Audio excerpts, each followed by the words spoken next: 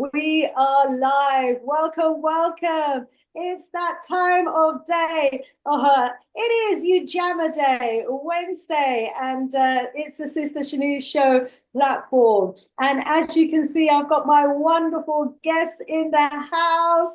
We are going to be having a really interesting, lactastic, interactive conversation today. We've got Sister Sheila in the house. Rise up, Sister Sheila. How are you? I am fantastic. It's always a pleasure, always an honor to be here amongst family. I greet you all. I bow to the divinity in you, Sister Winn. I bow down to you, to the divinity in you, Brother Aboo Sebo, my teacher. It's an honor to be here with you once again in this on this platform. And of course, Sister Shanice, always, always an honor. When you call me and say, hey, come to the show, I always say, yes, I am ready. So welcome all of you here. We are going to have a fantastic, fantastic time. I give thanks. It's always a pleasure to have you on the show. We are so honored and delighted, that when the call is made that you do accept, because we so love your stories. So family, get ready, get ready. Sister Sheila always has some great stories. I love the way you drop your stories, and you've got a heart for the community, a heart for the family, lots of love from our audience for you. We got Sister Winn in the house. Rise up, Sister Winn. Greetings, family. Greetings, Sister Shanice. I greet you. I acknowledge and give honor to your chi and your ancestors. I greet Brother Dr. Aboo, Sister Sheila. I greet your chi and your ancestors, and to the audience that's listening, greetings. I greet your chi, your ancestors, and welcome aboard all the invisible ones that are wholesome and balanced in the universe. You say. Thank you so much for the invitation to be here as well. Thank you. Thank you so much for accepting. We look forward to your contribution and the spiritual essence that you're going to be leaving us with today. Sister Winn's not a total stranger to the Sister Shanice Show, but not one of our regulars, but hopefully that will change in the future, eh?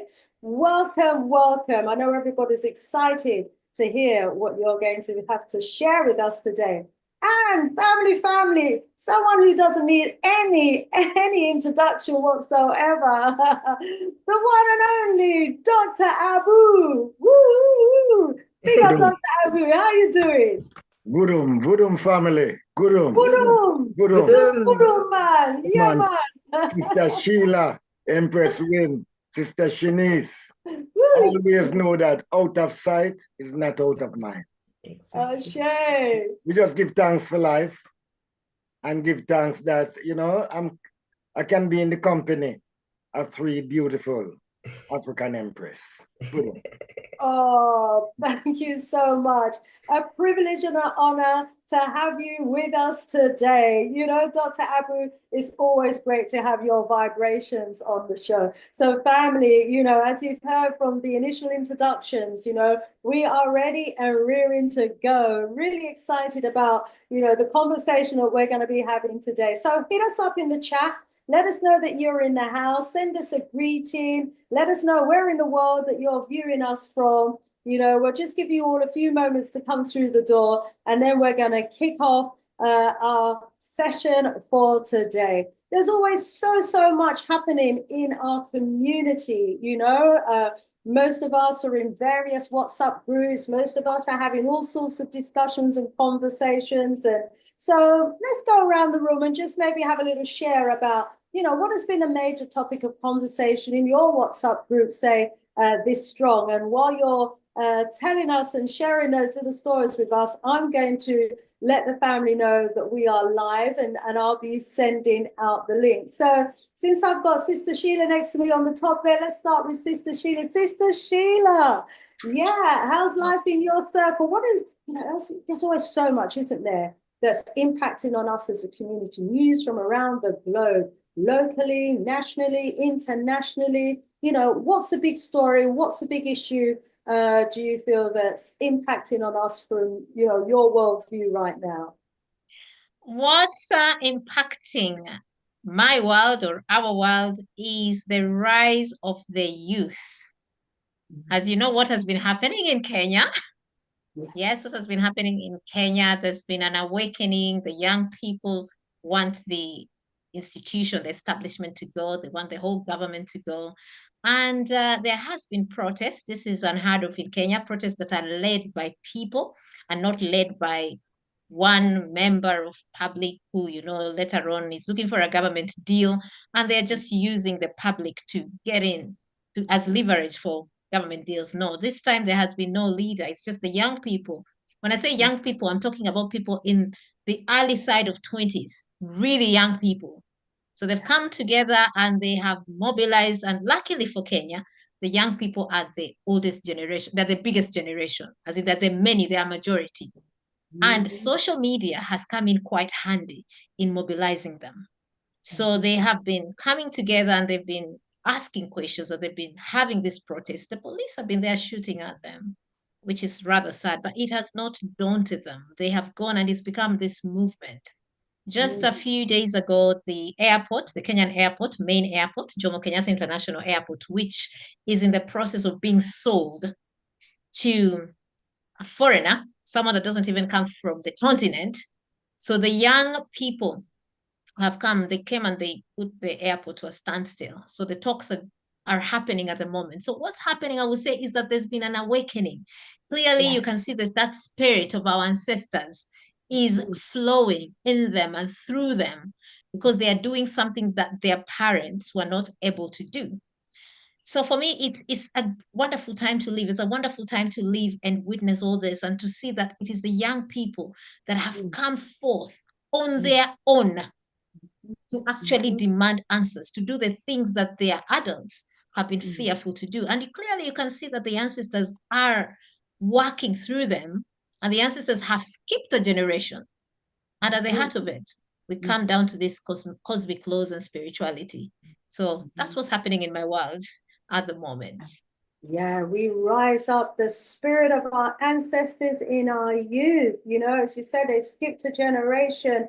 And I'm so proud of the young people. I really am. And it just goes to show, that the awakening is definitely happening. I absolutely agree with you on that, my sis. And, the bravery among our young people. Imagine in the face of, bullets, in the face of live ammunition, in the face of water cannons, in the face of, the armory that the police, have at their disposal to inflict on our young people and the lives that have been lost. We still have those brave souls and those brave spirits of our young people, fighting, campaigning, and protesting for change, for justice, and for a better life. Yeah, we're going to come back to that conversation. Sista Winn, in your circle, in your world, flying across the pages of your social media, what's hot? I have not, for the past month or two or even more, I've not been involved with any social media group per se, because I have been following a very interesting divorce case that's going on in Nigeria at the moment. And through it, I'm learning various aspects of African spirituality that I thought was dead, but is very much alive. Wow. So all my thoughts and attention is focused on that particular case. And I'm learning a lot from it. And off air, I will tell you about it so that you can tune in, because I think, and Dr. Aboo will also send you a link to it as well, because there's much to be gleaned, learn, and digest on the forward movement of our people. And that's where I'm at the moment. Oh, wow. Very interesting, very interesting. It sounds like it is indeed. Yes. All righty. Wonderful, wonderful. Continue, yes, to get the awakening so that you can bring it back and share at the appointed time.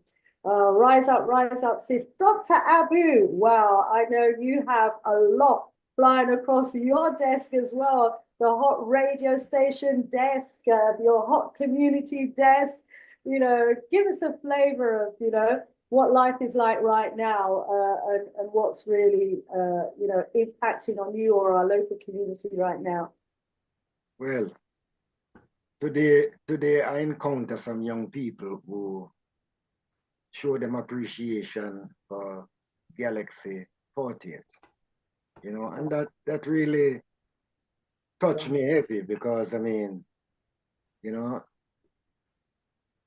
for being in Galaxy for 36 years, you know, it sometimes you don't see it until someone even say to you. You understand? But when young people come to you and said, I've been listening to you from going to my grandmother's house, you understand? It really make me feel that I have accomplished something. You know, I've given a service to my people. You understand? And I will continue give that service to my people, because we is all we have. Yes. You know, and I also want to give thanks to Nana Prokomrabai, Yes. you know, that allow me to bring out my purpose on the platform of Galaxy. You know, it's a wonderful platform, you know, and if we, you know, when we talk about 40 years, you know, if we were white people or Indian or Jews, you know, it'd be, if in a mind black people would be knocking cymbal for that, you know. And when I listen to black people talk, some of them anyhow, and ignore 40 years, then it just show me that a lot of us are addicted to white privilege. A lot of us are suffering from white privilege addiction. So I give thanks for platform like these that bring out our purpose, you know, and rise up again, you know, to Sista Winn and Sister Sheila and you, Sister Shanice, because it's only we can do for we. We is all we have. And we have to get that in our mind. We is all we have. Budum. Budum, true talk, true talk, Dr. Aboo. Wow, you said 34 years on the Big G Galaxy after me. Wow, 36 years. You know, that's a lifetime for our young people. Some of our people don't even see so many years. What a dedication, what a holy commitment, you know. So family, if you don't know what Dr. Aboo is talking about when he says the Big G Galaxy after you, Dr. Aboo, let them know where I talk about, when them can't hear you. Well, you know, they can go on the galaxyafluid.net, you know, whether they want to go through the various platform to reach us.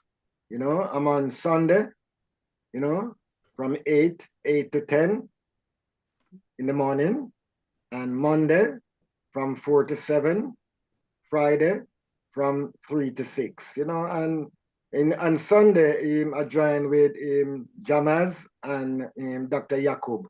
And on Tuesday, I done the debrainwashing hour with DS Jamaz. Yes, so about that. All right. So there you have it. You can rewind to hear those times again, okay, family? And you can go on to galaxyafiwi.net to access the radio station, as he said, or via Zeno. You can go via Zeno as well, okay? Yeah, and tune in. You know, I'm there on a Wednesday, 10 a.m. UK time, and alternate Saturdays. I'm on this coming Saturday for the community talk show. So if you want to ring up and have a bit of a conversation, you can do so via Skype, or you can do so directly via our phone line. So I'll try and remember to put the details underneath this video, okay, family? So that you can join us on the Dr. Aboo show or Sister Shanice show, you know, or one of the other shows. There's so many great shows on the radio. And if you like talk shows, Sunday is the day for talk show. From Dr. Aboo come on, followed by Nana Pakomrabai, followed by Nana Bonsu. Bonsu after Nana Bonsu. Then you got Chief right from 8 in the morning through to about 4 o'clock in the afternoon. Enough Sister talk, Galaxy. enough talk. You can call in. We have the important conversations that we need to be having as a community. So as you can see, I'm just posting in the background here. No one should be calling me at this time. Everybody's supposed to know, say, on a Wednesday at 8 o'clock, me at the show live. Well, call me for this time. You know, say somebody, you know, anyway, let me not even bother going to that. So let's see who we've got in the house. I can see we've got some messages come through. Let's okay, I see we got some messages in the live chat.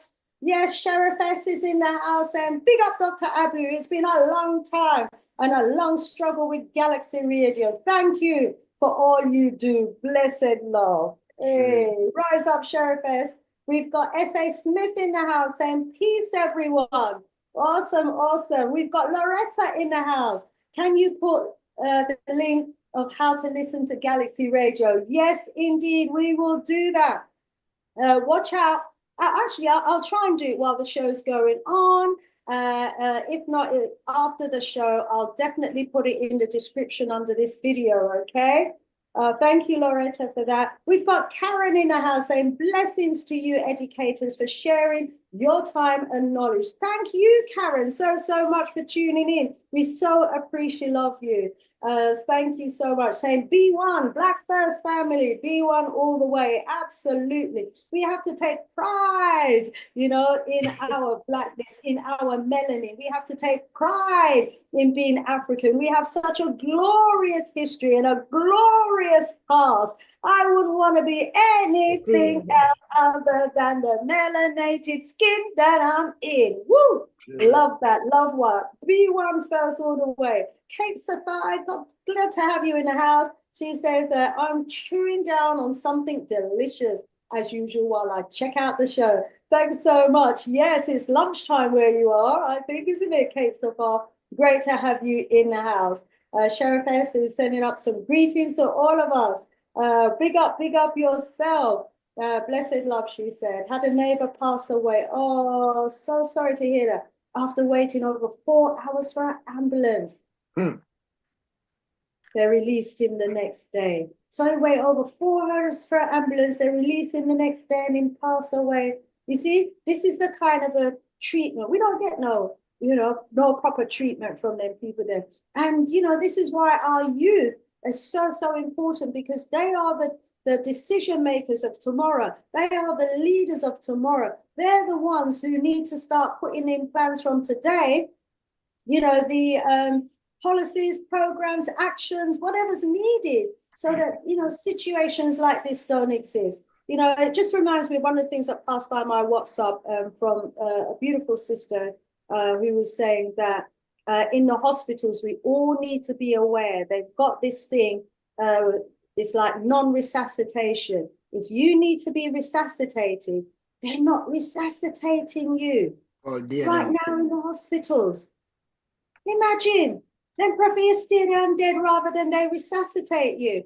And that's what they allowed to happen to her mother. She needed to be resuscitated and they didn't. They let her die. So, you know, family, you need to know what's going on in the hospitals right now, and you need to learn CPR, is that what they call it? You know, in case you need to do the resuscitating as well. Rise up, Loretta. Good to have you in the house. And to those of you who are just joining us, Sister Karen, Mahogany is in the house. Jacinth is in the house. Jacinta's in the house. Welcome, welcome. We've got Jaris in the house. Sophia's in the house. Yeah, Marian, Maria Bontas in the house. Big up to Mrs. Segu. We'll big up more of you in a little while. We're going to have a little bit of a presentation. Go ahead, Sister Winn, and get that ready. We're going to have a bit of a presentation, because the first part of the conversation that we're going to be having today, family, is going to be about, you know, the cosmic laws, and it's about spirituality. And as you know, our essence is a spiritual one. And it's so important that, you know, we leapfrog over, you know, the religions that have been that were imposed on us by our conquerors, and that we, you know, take some time to remember and recall, some of the knowledge that our ancestors had, that we used to have, that they used to, make sure that we had. Because a lot of the knowledge of who we are, I think we've lost it along. No, I know we've lost it. We've lost it along the way. And it's disempowered us. And so if we want to empower ourselves, empower our children, empower our community, we've got to go back to the days when we were powerful. Have we not, Dr. Aboo? Yeah. If we, listen to me. Yeah, man, I'm listening. No, I'm listening to you. They'll say, we had so much power back in the days. We were so courageous, so powerful, so knowledgeable back in the former days of yore. And with the today's religions, the Arab religion, the European religions, etc., they've kind of like moved us away from who we are as a people. And so I'm thinking, shouldn't we go back to when we were great and, find that knowledge and bring it forward so that we can be great again? What do you think? Well, you see, the whole thing is the mind, We have to move toward restoration. We have to restore ourselves, And if we move on that angle, then we'll be all right. But right now, we have been fixed so much that some of us think that we are German, some of us think that we are French, some of us think that we are African American. As I said, we are all, many of us is on false identity. Imagine you're going to your ancestor and false identity. It's the mindset. We got to get that right. Simple as that. Absolutely. We got to get the mind right. And Dr. Aboo is here today to make sure that we are reminded and we are put on that journey. Sister Winn, go ahead when you're ready and share screen and bring up that presentation. We'll come back to you once the share screen is up. Sister Sheila, what say you about, that knowledge of our greatness in the past that we seem to have lost, but most of us seem to be going forward but I think we need to go back and fetch and, remind ourselves of that former greatness, or is it a waste of time? What do you think?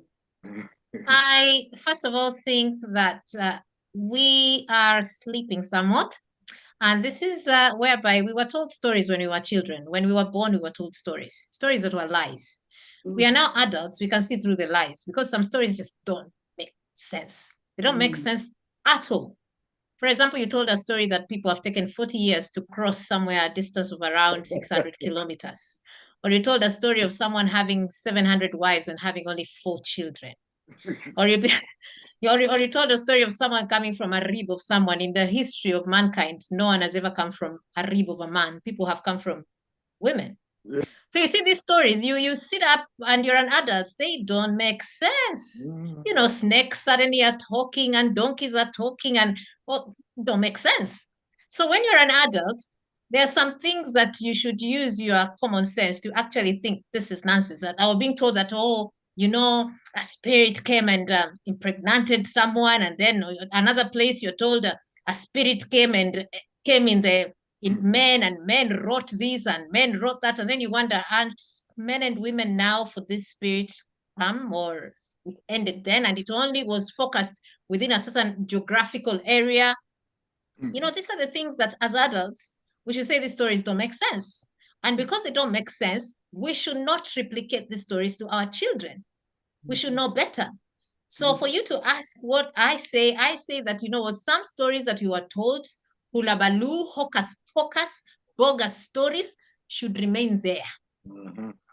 And now we should now start looking at things that make sense. And nature in itself has got so many stories that we can tell our children, that we can tell ourselves, and they run through all the time and they make sense. So for me, I would say, in the words of Dr. Aboo, if we are not Germans, if we are not British, if we are not Spanish, if we are not this, let's stop regurgitating these stories that are not ours and don't make sense.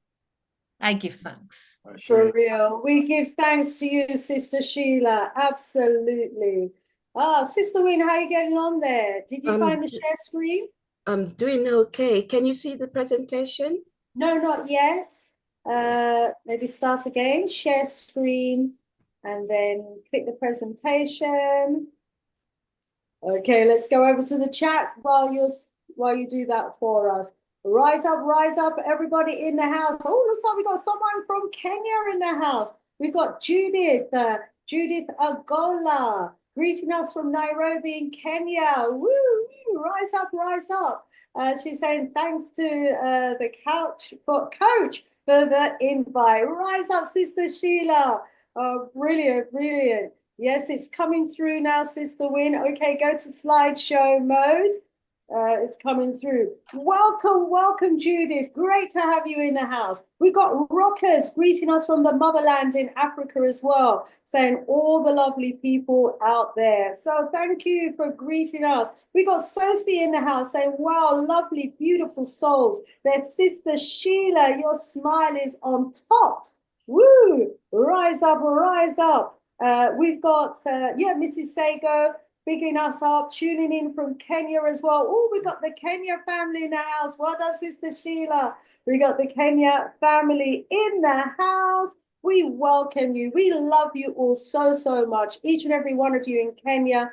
We love you. We appreciate you. All our brothers, our sisters. You know, we are with you in spirit. We are with you in your efforts to get a better Kenya and a better tomorrow for our people. Oh, wow. We've got Shaka in the house as well. Thank you for this presentation. More power, more life, more blessings from Shaka. Rise up, Shaka. Good to have you here as well. Rise up, the Chef says we need to go back to our old practices like Ifa, etc. Stop looking for white Jesus to help us. But what I say is, you know, if we spent 400 years in enslavement and we are praying and calling on this white Jesus to come and save us, and he never come and save us then, we're not coming none at all. You know why?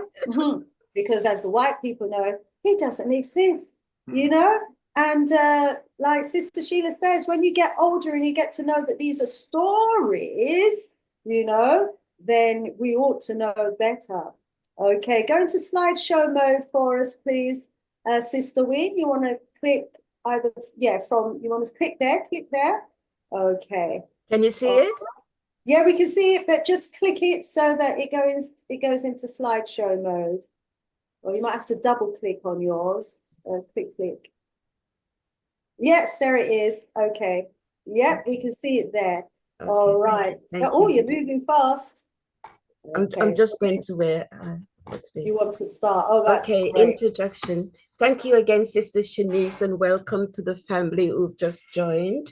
My name is Sister Winn. It's a shortened version of my full name, but because of the win, I see myself as a winner all the time in every given situation.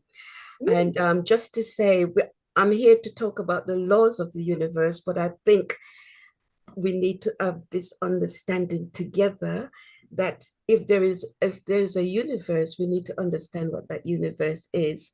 And so I'm sharing with you what I have learned to date and what I understand to date about the universe and how it functions. So I hope that you learn something from it. And equally, as I'm speaking, I'm also learning as well. And I look forward to the conversation that will come out of it and in the aspect of spirituality. So this particular presentation, as I say, is my own interpretation, my own understanding. And it's as a result of many years of asking question of the God force, the universe, of who I am, what I'm here to be, to do and to be, who are Africans, what are we here to do and to be, and a lot of questions. And, you know, sometimes I argue with what I know and understand to be the source. And my sister would sometimes say to me, one day they're going to box you on your mouth so that you know exactly who the source is. But I am purposeful to know my place in the grand scheme of things and the place and position of Africans in particular in the grand scheme of things. We've lost your presentation, Sister Winn. Pardon? We've lost your presentation. Oh. I hope it's something. Let me change the screen. Oh, it's me. My apologies. Okay. Yeah, anyway, no, we're back on track. Okay. So we're starting at the right place, actually, because we hear about the universe, and we as a people have been conditioned to hate everything black. But the reality is the universe is black, and it is jet black.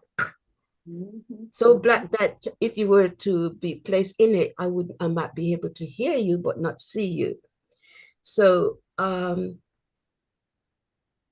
understand how everything began,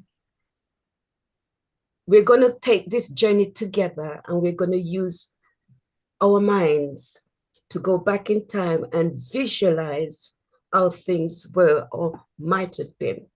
So I've deliberately used this black screen to represent that the beginning is black and will always be black.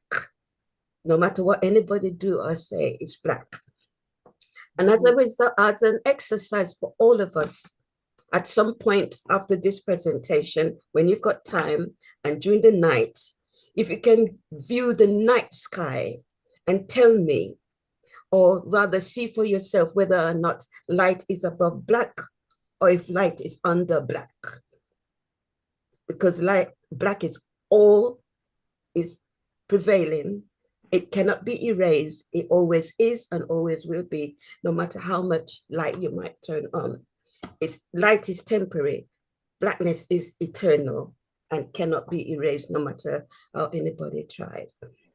So we're told in various, I've looked at creation from various angles, various cultures, and everyone begins with the notion and the understanding that everything was black and it was chaotic. But what is chaos?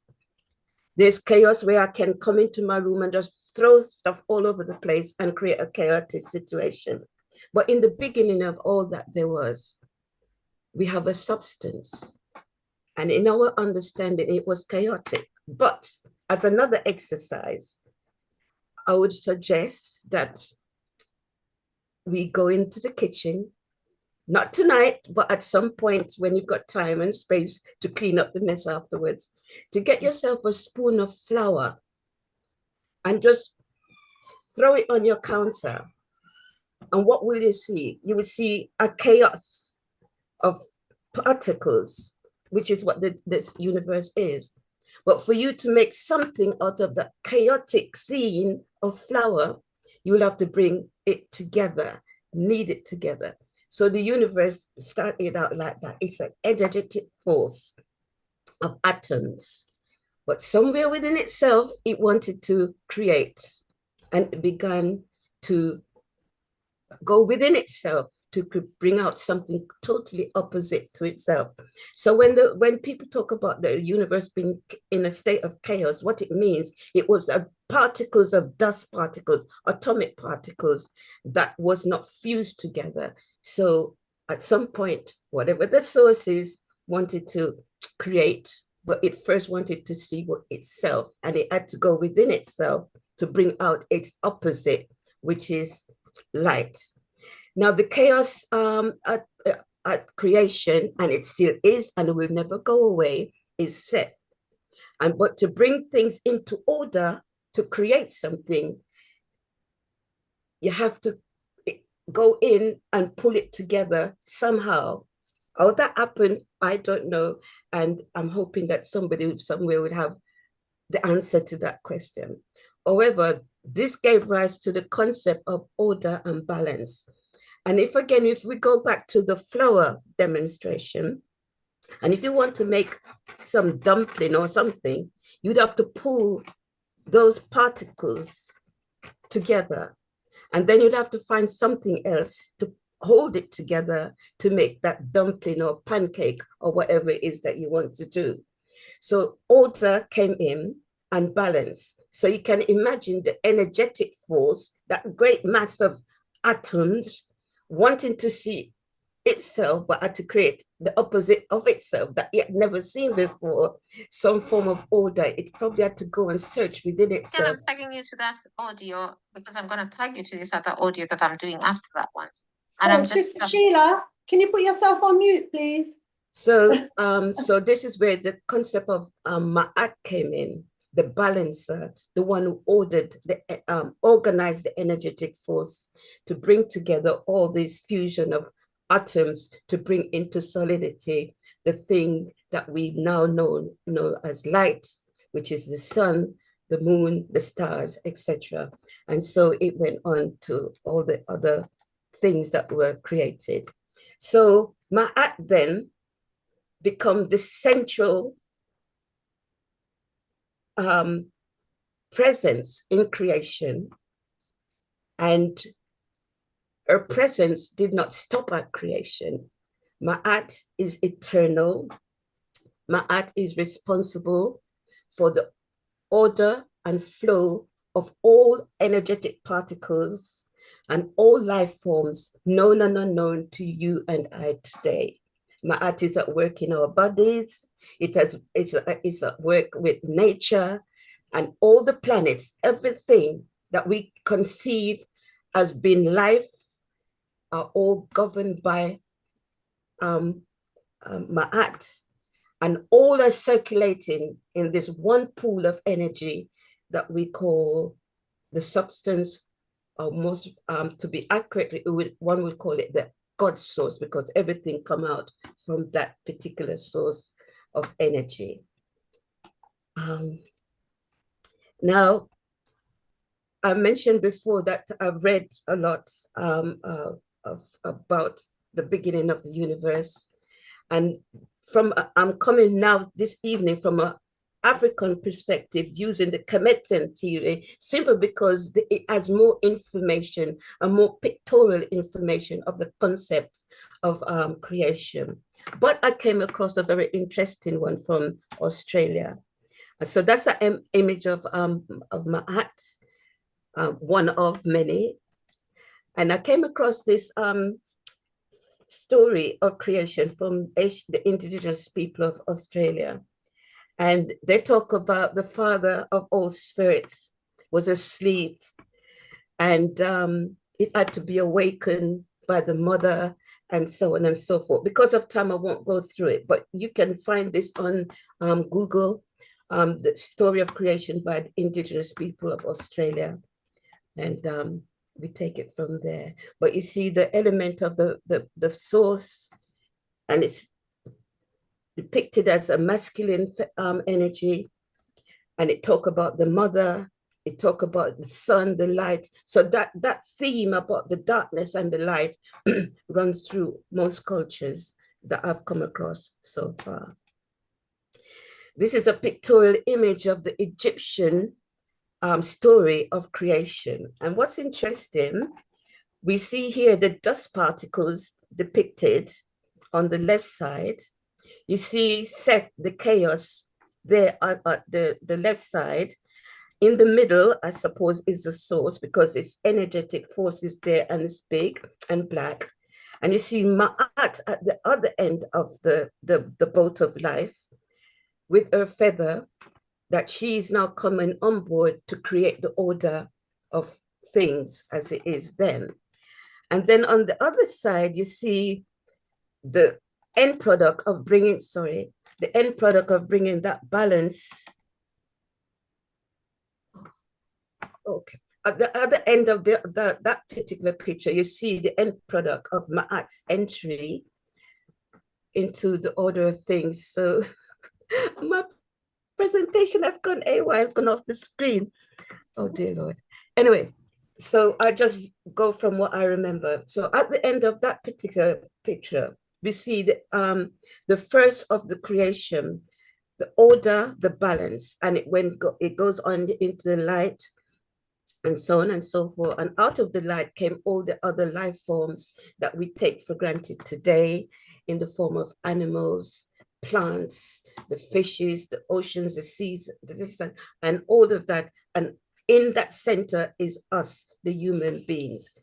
We think ourselves to be the center of the universe. We're not. We're just part of a number of beings occupying this particular side of the galaxy on this particular planet we call Earth today, in this particular dimension. In my studying, I've come across information that there are different levels of the dimension, but we're all somehow connected to those dimensions. And our relationship with the universe and with all the other beings, based on simple principle that our actions, our thoughts, as Dr. Aboo said at the start, our mind is a machine. The universe is like Mother Earth, as we would plant a seed in the ground and it would bring forth a plant, then the fruits, and so on and so forth. So is the universe. The universe is the great earth, the great incubator. It is the incubator. It brings back to you whatever it is that you have sown into it by your thought processes, by the word sound, your feeling, and what you do. And in all our actions, we leave a footprint, a vibrational footprint on the earth and in the galaxy itself. So within that process, there is an understanding that the universe can and will only give back to us what we have sown into it. If you're a farmer or a gardener, or even somebody just have a pot plant, if you put a seed for tomatoes in the earth or in that pot of earth, you cannot expect anything else to come back but the seed, the fruit of that seed, which is tomato. The universe, sorry to it cut is you, just Sister like Winn. that. Do you want to X off of that presentation? Do you just want to close that for I us? will try, but Yeah, I'm trying not to waste your time because I'm no, very that's okay. No, just okay. close it. And, Okay. you know, we'd rather see you and hear you speaking than looking at the blank. Okay, I'm sorry. I'm sorry. That's okay. Yeah. No, just there should be an X somewhere in the corner where you could just click the X, or you could even end, go to screen share and just end screen share. I can see your presentation in the bottom right-hand corner there. You'll be able to get it back if you go to the right-hand corner. Oops, gone now. Okay, maybe stop share. So the power of the universe. Oh my days, was just hearing about the power of the universe. We'll get Sister Winn back on track in a little while. And, wow, that was just resonating with me as well. So go over some more. I can see the image that you had last. Yeah, okay. I can see you've got back the presentation. You want to scroll down a few more slides, you'll get to where you were. Yep, scroll down a couple more. This is it. There you go. Can you see it now? Okay. Yes, click on it. Yep, now do start from current slide. Go over to where you can start from the current slide. No, you've gone up a bit too much there. Over a bit. Yes, right there, from current slide. From current slide, yes. Brilliant. So, oh, what happened there again? Okay, I think the image has got a hyperlink in there or something. Okay. Yeah. Okay, let's Yeah. let's stay on track with. Can you see it all? Yes, we can, Sister Winn. Yes. Okay. You were saying, you know, we're gonna, if we the universe, yeah. Just end the slideshow. I know you was nearly finished with the imageries there anyway. Can you see where it says share and share and Lost everything. It just keeps share. Yeah, on the Zoom, one of the icons at the bottom of the Zoom.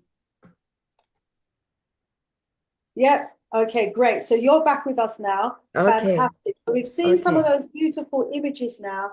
Oh my gosh, you were saying that the universe is like an incubator, and you know, it can give us back what we put into it. Like a farmer, we sow what we sow is what we can get back.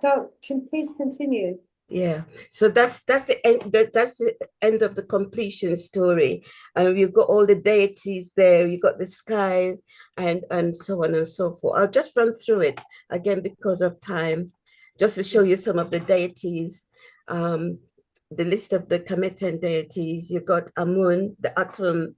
You got Eka, the first spark that brought forth light. You got Ra, Amun Ra, the sun, and Shu, the air. Then you got Tefnut, the moisture, and Geb, earth and fertility. Then you have the deities that govern the various forces, which so you got Osiris, the force of good, concept of death and resurrection. You got Isis, the concept of restoration and resurrection. You got Seth, the concept of aggression, chaos, and death. And then you got Osiris, concept of vengeance. Then you got Nebuchadnezzar, who presides over the funeral rites, and you got Thoth, the consort of Ma'at, who records all the activities on earth. So for those persons who have, like myself, grew up thinking that you can do whatever you like and you get away with it, you don't.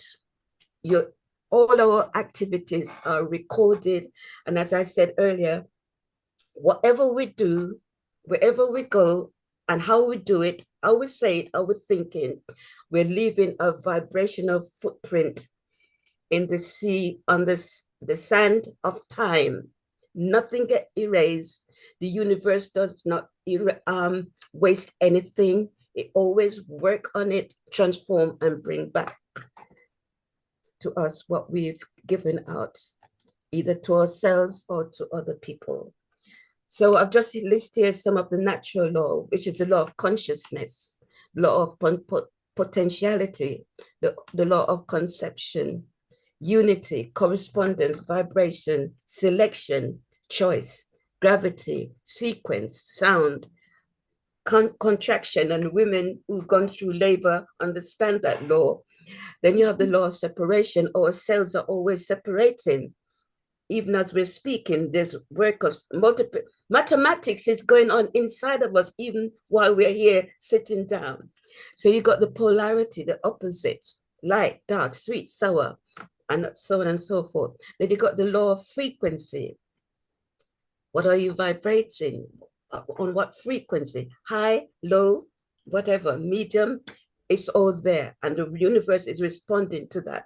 Then there's the law of motion.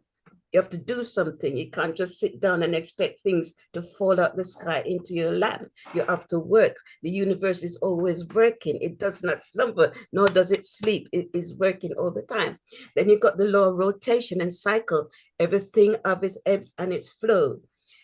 You put a seed in the ground, you've got to give it time to germinate, put down its roots, then take in all the nutrients that's in the soil. So it is with our business, our plans, our desires, our dreams.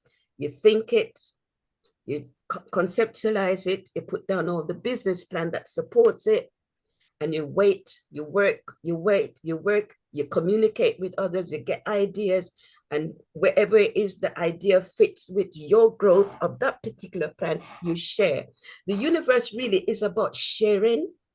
It's not about taking and holding on to yourself. It is all about circulation, rotation, the giving, receiving. Just as though you breathe in air, you let out air. You eat food one way, you get food out of your body another way. Everything is about cycle. It's about rotation. It's about giving and receiving and about sharing.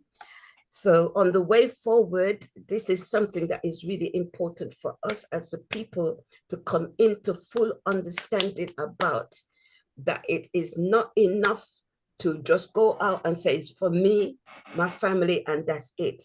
Everything that we do, whatever we earn, no matter what it is, a portion should always go towards a community project, one way or the other. And that's how, if you notice, other people on this planet operate. They always have a community project going on. Then there is the law of distance.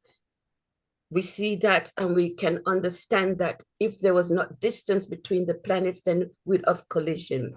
There's the law of boundary. We see that in nature between the land and the sea, and the land and the river.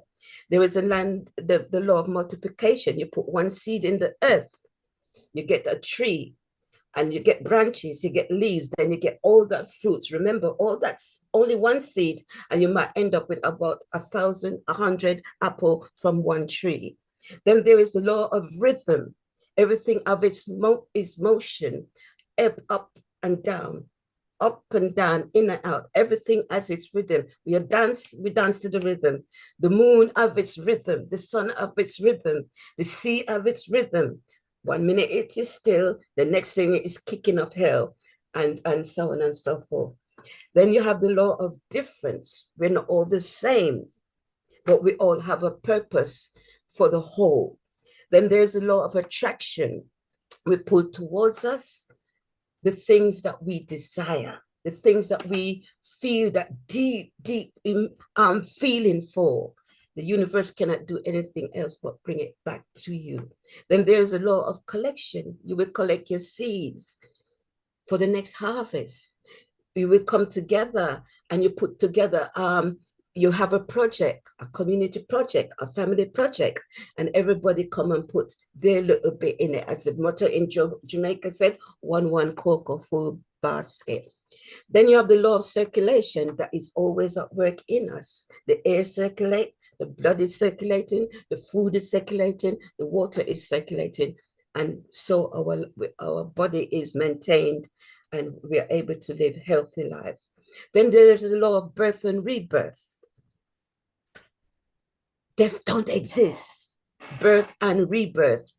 All you do is you come in one body, use it.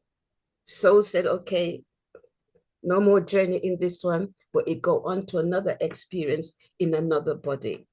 There is a law of division. Again, that is also working our body. And as I said earlier, it functions on a cellular level. We're always producing new cells for hair, new cells for skin, new cells for this, always. So the law of division, the law of subtraction, all of these mathematic nuts and bolts are always at work in us as well as outside of us.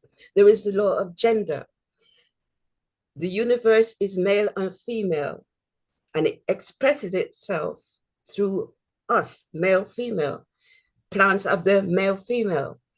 So that's the law of gender. That is set, and that's it. Nothing you and I can do about it. It is set. There's a law of germination, as I mentioned before. You put the seed down, there's a season for it to go and put down roots, get its nutrients, and come up, face the sun, get the benefit of the sun, and then go on to flourish and bring forth the fruits that we eat and the animals too, for their according to their species. Again, we come back to another aspect of the law of collection, the law of cooperation. And I've covered that as well. We are here to work together, to enjoy this planet together. It is not just for one person or one set of people. If that was the case, the Creator would have stopped there, but it did not. It created diversities of birds, diversities of, take for instance, the feline kingdom. Look how diverse that is. But they've got similarities, but they're different. So it is among humans.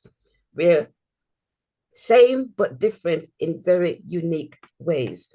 However, at the end of the day, the whole idea for us being here is to learn to live harmoniously together, just as all the hormones in our bodies work together to keep the body healthy. As without, so within. Right, Mahat's role in nature. She regulates the rotation of planets, the cycle of the sun, the position of the star, migration of patterns of birds, which is very interesting. They always seem to know where to go. And they don't have a roadmap, but they've got their own map that they follow. Then there's the seasons for plants. And Ma'at also controls population. It don't need no other person to say this amount, no.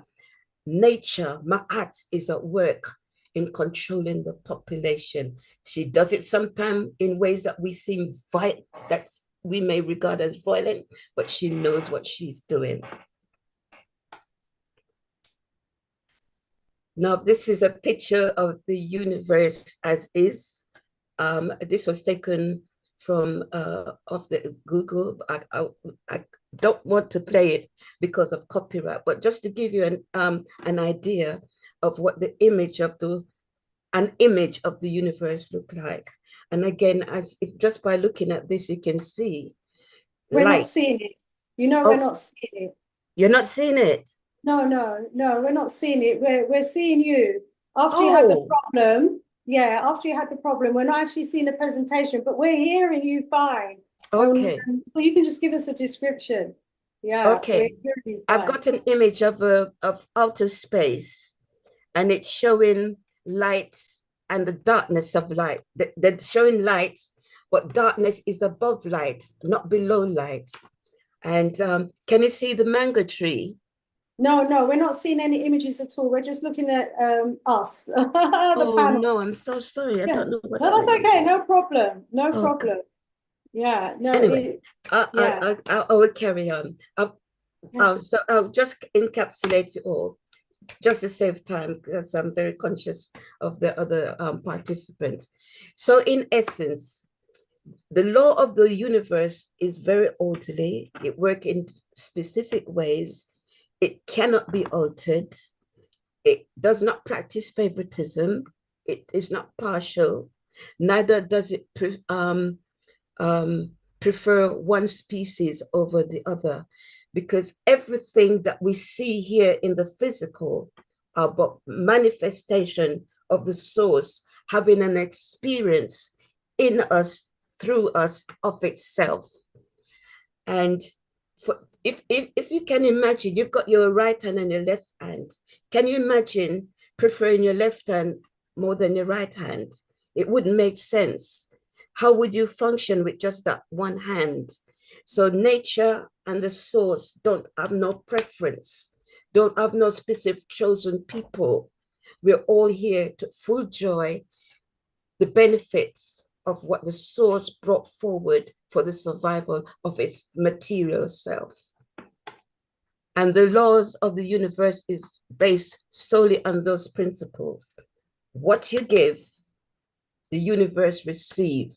Convert it based on what you have programmed it to do for you, and it bring it back. We sow a seed for tomatoes, it will not bring you back pepper. It will bring you back the tomatoes.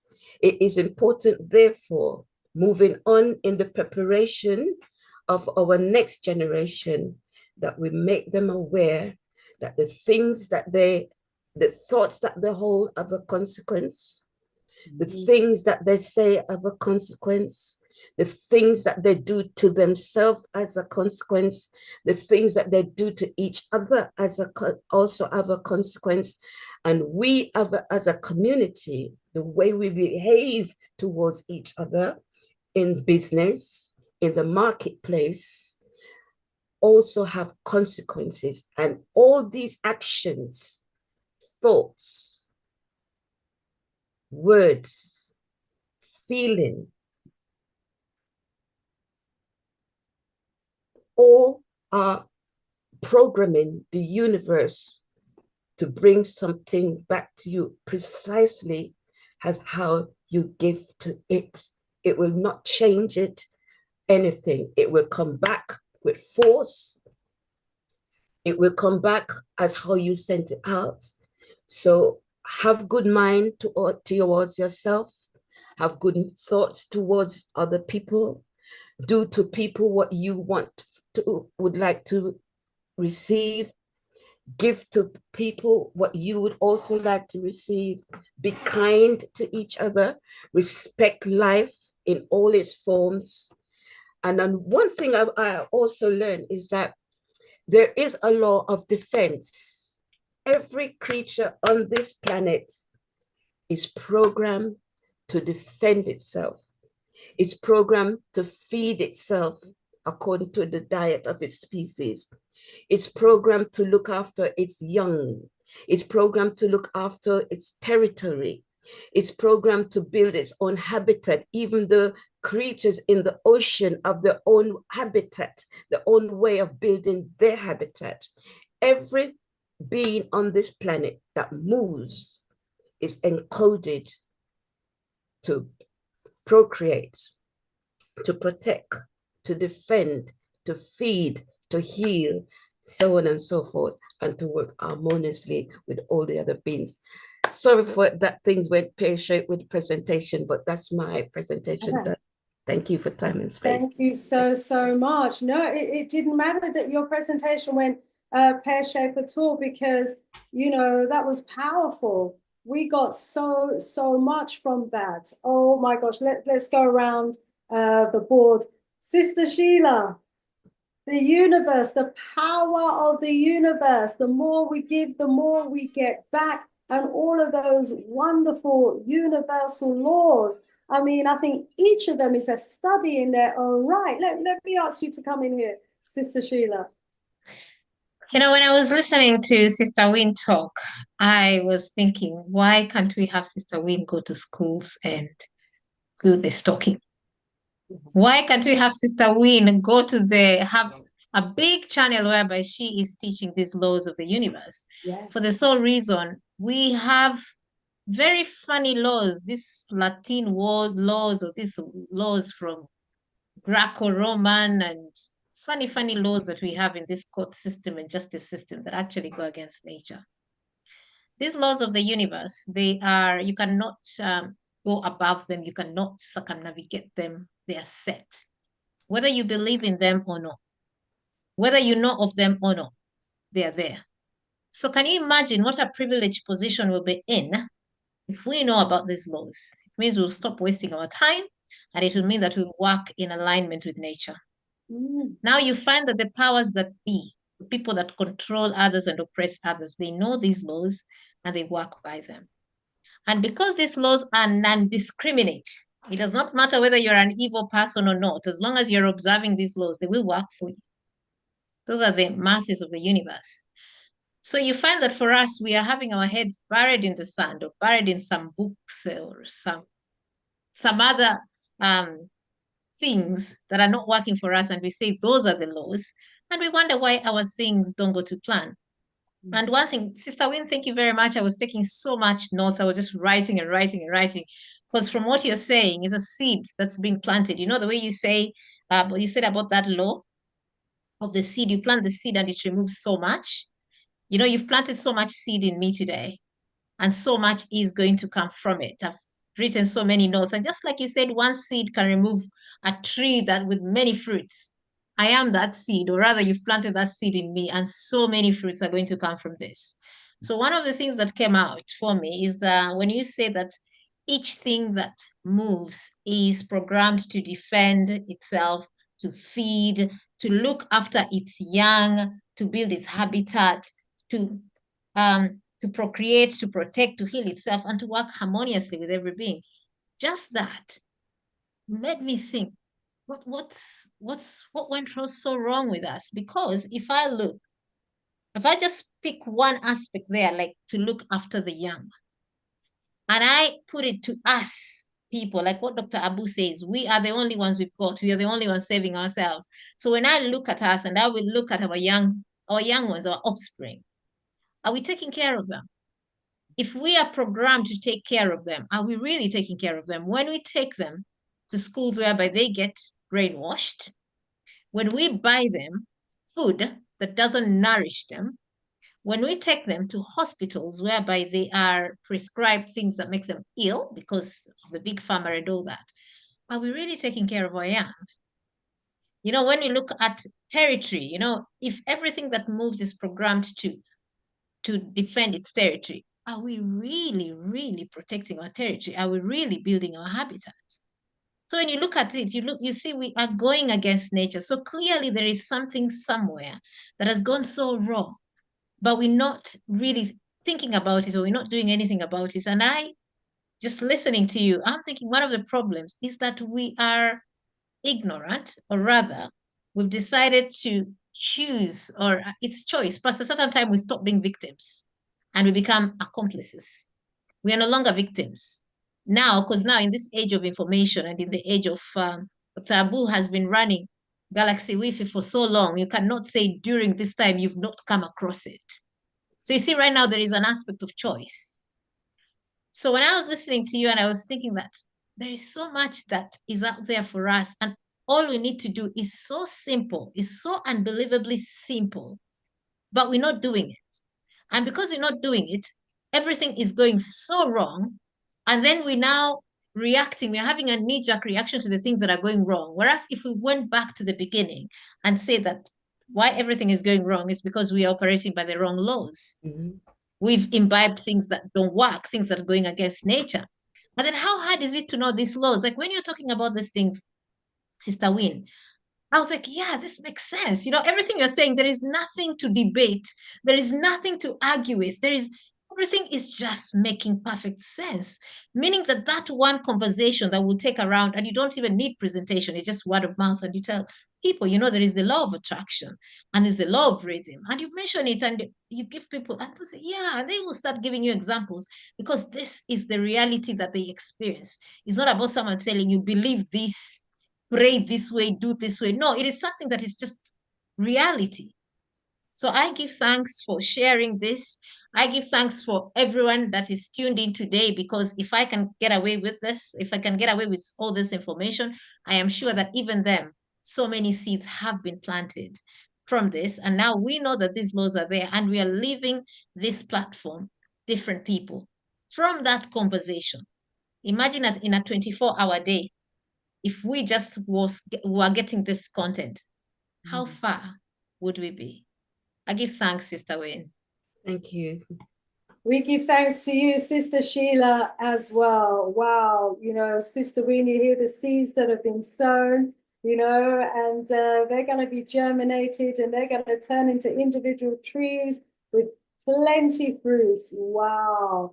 I mean, yeah, when I was hearing you talk about all those different laws, you know, I'm thinking, these are the laws that we ought to know. These are the laws that we ought to be all living by. You know, these are our laws and the laws of nature. You know, we're part of the bigger cosmos. We're part of the bigger scheme of things, and we have an important role to play. And if we're working against nature, you know, it's hardly surprising why sometimes things are just going so wrong for us as a people. Dr. Aboo, what say you about, you know, all these these concepts and these laws of nature that we seem to have lost on the whole, not all of us, but many of us? Well, rise up to Empress Winn for a wonderful presentation, Sister Sheila for her one rendition. What we have to realize, this planet doesn't run by capitalists. You understand, you know? Our planet have no profit margin. Yes. Yeah? When Sister Winn talk about the law of defense, that's why many leaves, you don't boil it.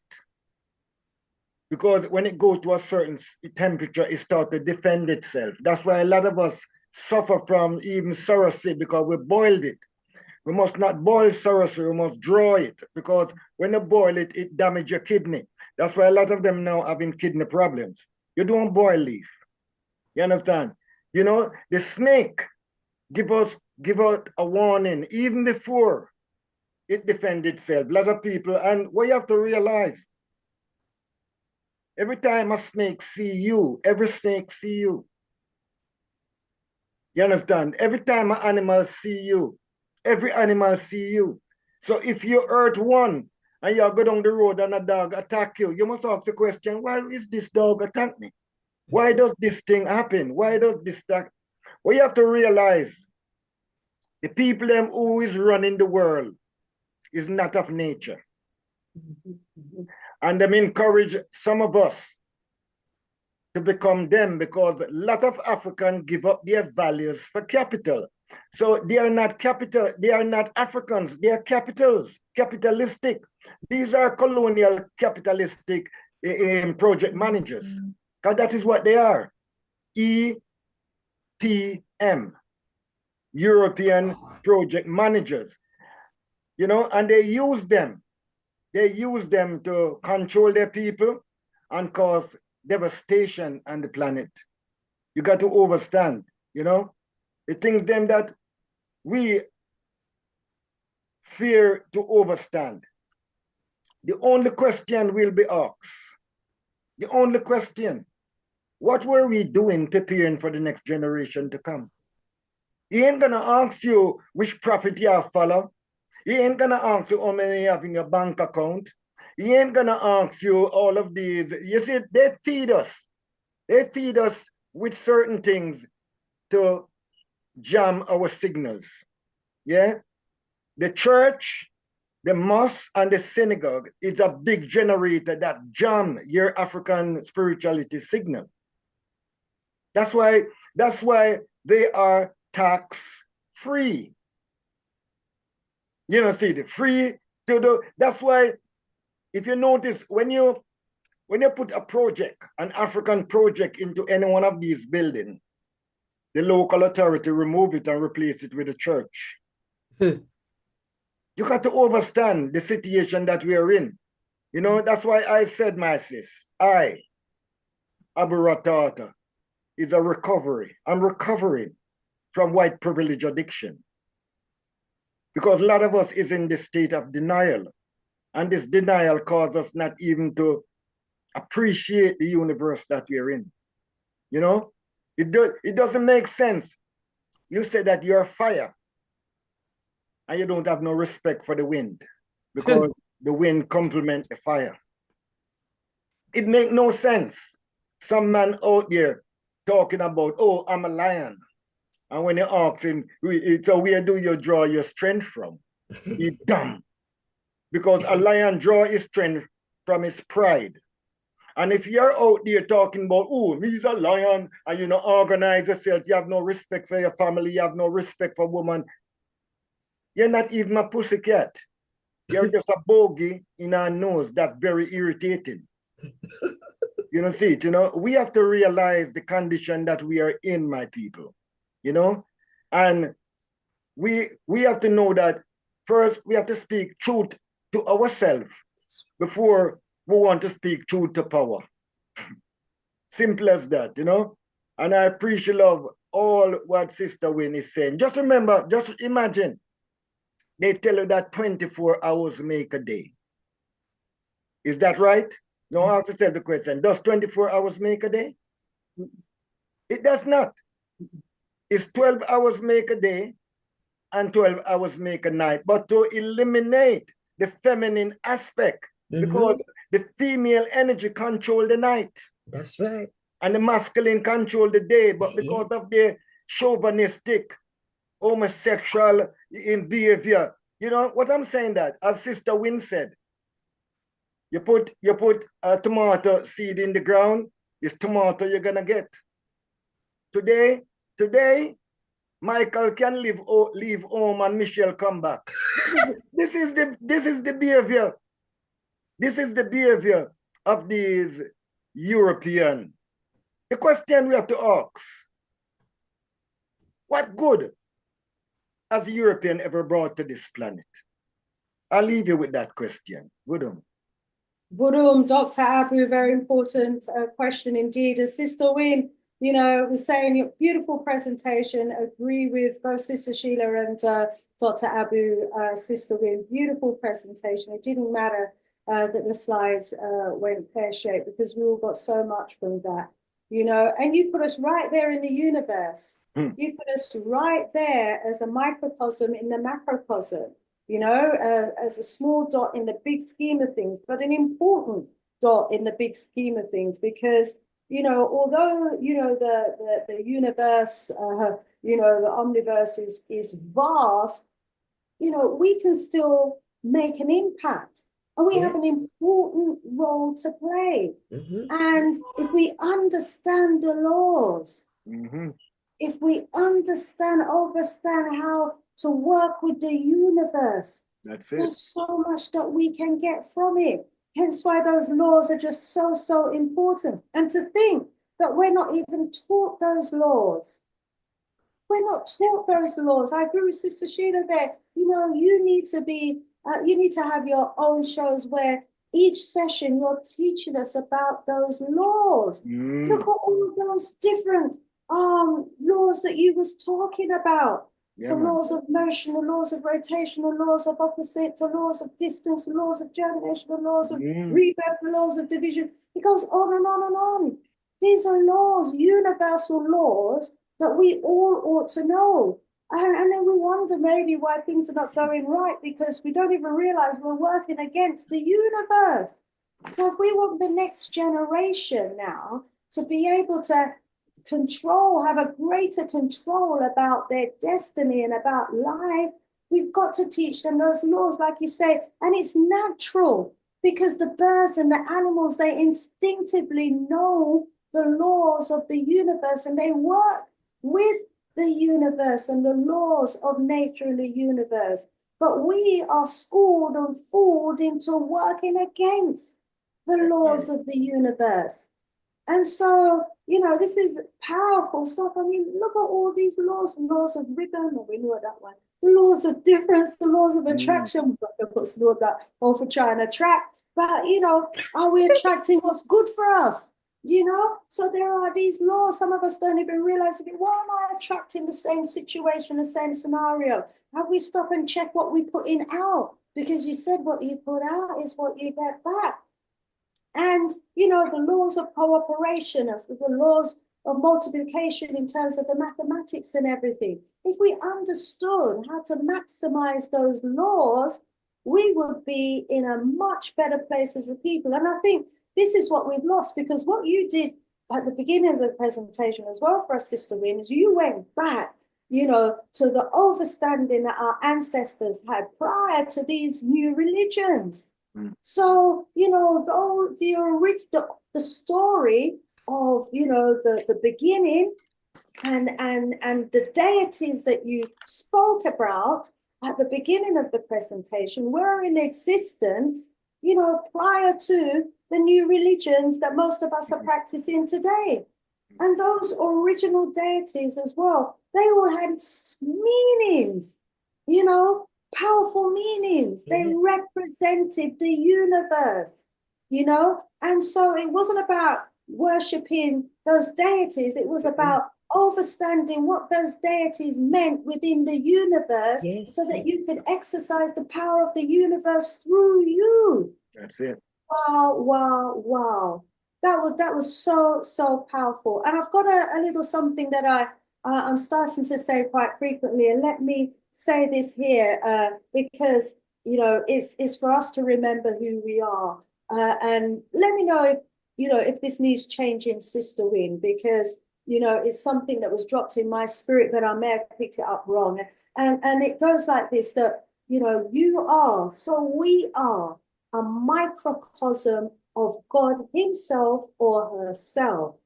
We have been created by the macrocosm to manifest in the microcosm what the macrocosm has created in us as a vessel to do. And we are created by the Creator to create and to manifest greatness. And to not manifest your greatness is the greatest crime of life itself, because it would be as if we never lived. That, you know, dropped in my spirit. And Sister Winn, back to you, and then we're going to go around the board. Can you hear me still? Yes, we can. Yeah. We are co-creators with the Creator. I like that. Co-creator. It is through us that the Creator expand itself. And we are given, each of us, sometimes some persons may have multiple, but it works in different ways. You've got the artists. Yeah. If you look at the birds and the beautiful plumes, yeah. You've got the dancers, the rhythms section of life. Yeah. And, you know, let me just come to a point that's really important I want to get across, is this. And this is important for persons in a long-lasting relationship or even temporary. And by that, I mean the procreative relationship. If you share the same household and you have an argument, do not share bed space.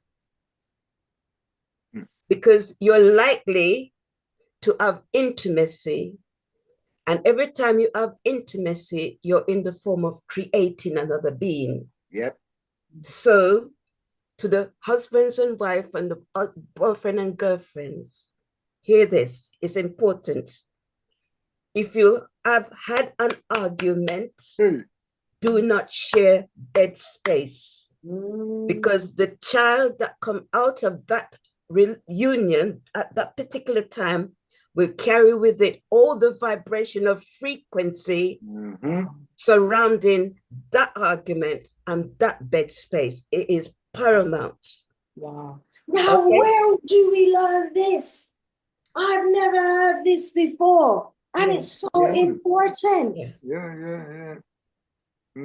So, yeah, we have to intimacy. All those young enough to still bring forth life. Make sure you hear this. Yeah, it really is important equally. And I've heard Dr. Aboo say this on his show as well. Be husband or wife or be children. If you're angry about anything, do not cook. Right. Do not. Yes. Because the anger will go into that food and then into the other people. And the next thing you know, argument all over the place. Yes, the kitchen is sacred. Yes. As the bedroom is sacred. Yes, the kitchen is the medicine room. Yeah, okay. So that's what I would share with everybody. Thank you. Important. Thank you for sharing that. Where do we hear this sort of knowledge? And it's so important, you know, for our life. I'm just going to go to the chat, bring in a few bits of conversation, and then we're going to go around the room and we're going to take a slant now, you know, from the young person's perspective, because there's just so much during this time now. The young people, as Sister Sheila said earlier, and as we're seeing across the continent, are rising. You know, there's a change in the air that our young people are wanting and desiring and are moving, you know, to bring about. And the universe, I believe, is working with them. And we have to work with them as well. So first time, welcome. Good to see you checking in with the spiritual family. She says, may the Most High, creator of all creation, be more, you know, more thee than the moment before. Okay, rise up, rise up. Cheryl B's in the house. She said, ooh, I missed you, Sister Sheila. Yes, first time. Yes, it's asking everyone to hit the like button. Please do. Sister Jamo is in the house. Rise up, Afri Jamo. As always, good to have you in the house. Yes, please do hit the like button. Welcome, Brother Thomas. Good to have you in the house as well. Sophie is saying, have learned a lot. S.A. Smith is saying a lot of good information. This is what we are missing collectively, something untainted. So true. We are at the stage of actively choosing. Yes, we are. Rockers is in the house saying the absolute genius just confirmed that there are the chosen ones, the ones who follow, obey, and respect the laws. So absolute genius. I think you're being called a genius there, and you're confirming that the chosen ones are those who obey the laws of the universe. I think that's what, yes, Rockers is saying there.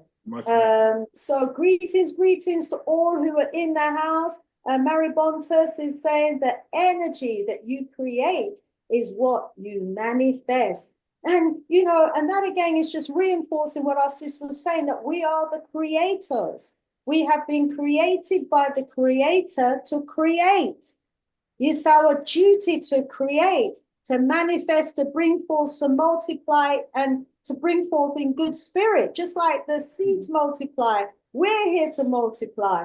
We are here to replenish the earth. We are here to take care of the earth, take care of the universe, to take care of the animal kingdom, the insect world, the marine life, you know, because they all play an important part in this universe.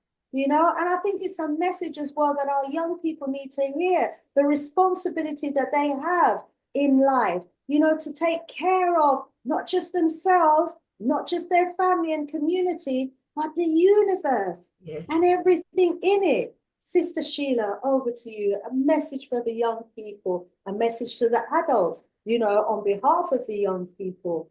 Please share. My message will start with the adults. The way the universe is, we are always, as the adults, you're tasked with bringing up the younger generation. They should not grow in the wilderness, not knowing what to follow or what to do, simply because the people ahead of them are lost and confused. So the onus is on us, adults. I'm putting myself in that adult camp because I'm one, and for the rest of the adults watching at this hour, it's nighttime, so most of us on the show are adults. The onus is on us to learn the correct information. And from that correct information, we pass forth that right information to the children, the young ones. Now, we also have to know where the rain started to beat us. Because a lot of us, the information that we have is the wrong one. And we've had it for a long time until we think it's the right one because it's been spewed to us for a very long time. I am reminded of Sister Winn's introduction to her presentation, whereby she started by saying who she was. She's a proud Jamaican woman, so there is pride in who she is. And then she went further and said that she's come across this information that she's sharing with us. And she said the information has come from everywhere. And some of it from external sources, some of it from within her.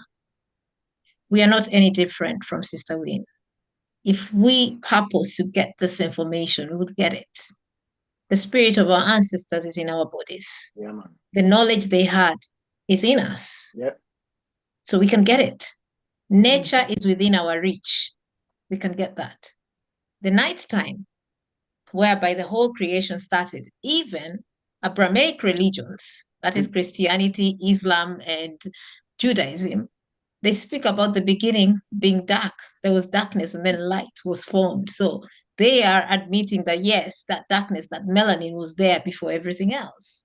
So meaning that this information is there for us already to see. So as adults, we should know that this information, let us stop being lazy and just taking what has been there before, which is not working for us. So let us purpose, let's have that intention to learn new things. And let us know that the information is there for us, both internally and externally. For the young people, the first information I'll tell them is that by virtue that they are young, that does not mean they do not know. Most of the young are being born pure. They've not been corrupted with capitalism and patriarchy and all these things that have been put there by the oppressors who are sitting at the top and sending us down the wrong path.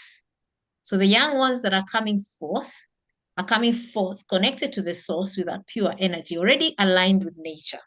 So I will tell the young ones that they're not always wrong because they are young. Sometimes because of that youngness, they're always right. So they should speak up. They have come to teach the adults. Mm-hmm. And suddenly for me, my children teach me. They teach me, like, some of the things they do, which for me, I'll be triggered. For them, they don't. Like, I'll give a simple example. Birthdays. One of my children was the only one not invited to a birthday party.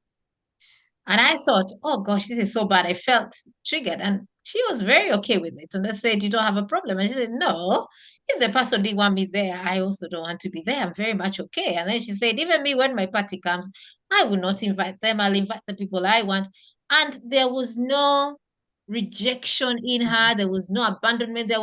She didn't take it personal. It was one of those things. So you see here, I'm taught that even the time I'm not chosen, I shouldn't take it personally. The person had their own issues for not choosing me. That does not reflect anything on my worth, on my dignity, on my esteem. It's their choice, nothing to do with me. Now, you see, this is a lesson child has taught me.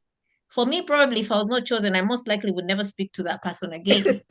You know? But yeah, my daughter is saying, that's a small thing, nothing to do with me. I'm not offended. I'm okay. And then she went ahead and said, that day, in fact, I had this planned to do, and I will go ahead and do this. And she hasn't taken any wrong. She hasn't taken it as anything big. So this is the other thing I'm telling the young people. You can teach us adults. You've got a lot of things to teach us. And you're connected to that source already. You've got the ancestor spirit in you. That's not really corrupted. So for you young people, take space, speak, challenge us, challenge the adults, especially when you see what the adults are saying is not making sense. And the same things that are available for the adults are the same thing are available to you. Like, for example, learning from nature, information, and all these things that are available. So for the young people, this is your journey as well. You've come here with a purpose to expand, not only to expand yourselves, but to expand the rest of us. You are our future, Yes. and we give you space. I give thanks. We give thanks to you, Sister Sheila. And I'm sure the young people were just absorbing all of that and, soaked up what you had to say to them like a sponge. And thank you for empowering them, for reminding them that they have a voice. They are connected to nature. They are part of the source as well and have an important role to play. What a lovely story. I love the way, your child just bounced that energy back. It just bounced off of her. What maybe should have been received as a negative just bounced off of her. That's a child with some resilience. So that's beautiful, beautiful. Dr. Aboo, wow, our children today, our young people today, the media is impacting them, the schooling system, their peers, the authorities. I mean, how do we encourage our children to rise up to be all that they can be with all of these, external pressures that's being targeted at them? Well, give thanks, give thanks. Give thanks. Well, I was young myself. We all was young ourselves. And sometimes is our youthful memory that even sustain us. So true. You understand, What I'm saying, sis, we live in this craft. This is where we live. You understand, And if we appreciate love, because remember, this craft here make for us. It's not like said, everything, mind, soul, and body shape in that womb. You understand? But it's one thing we must realize. The planet have no chosen mind. We have to get out of that. When we start to hear chosen people and promised land, that's a thief. You don't got damn thief think that way. You understand? You tell me, which tree in the forest is the chosen tree? Which animal in the field is the chosen? It's on the man make up that story and sell it to us. I hear a lot of African walking around about, they are God and they are goddess. That is wrong. When the European come into Africa, you see what we were doing was good. And he said, no, we are not into good. So what they do, they replace, they take out. Me hear you talk about distraction. They take out the O out of good and leave it with God. And from that time till now, we are give thanks and praise to God. So we stop give thanks and praise to good. You know, we have to be honest with ourselves. We don't address the issue that affect us, but we're quick to go in bed to undress anything. And this is you see what's going on with them. A couple of years ago, you'd have a fellow at the BBC called Jim, and he did fix it for them backside.